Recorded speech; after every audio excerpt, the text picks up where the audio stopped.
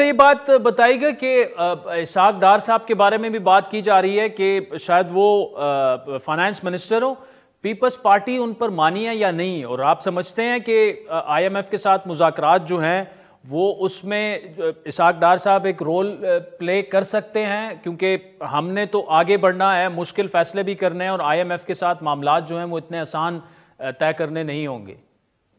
دیکھیں، ہم نے کسی کے اوپر کوئی کمنٹ نہیں دیا، نہ پارٹی نے دیا، نہ کوئی ایسی بات ہے کہ اس کو رکھے یا اس کو نہ رکھے۔ گورنمنٹ، یہ تو ان کی مرضی ہے، وہ جس کو رکھنا چاہتے ہیں۔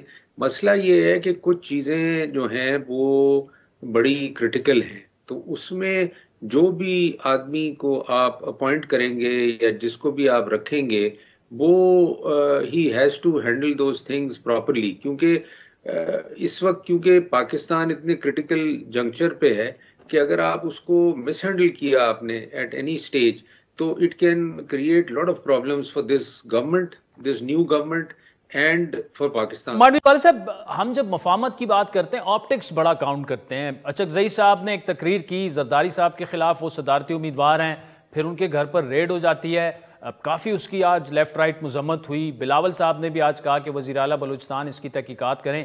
اب جب مفاہمت ہو رہی ہے تو یہ چیزیں تو بند ہونی چاہیے نا۔ اب دیکھیں، میں آپ کو ایک بات بتاؤں کہ ان چیزوں کو کبھی پیپلز پارٹی نے سپورٹ کیا بھی نہیں۔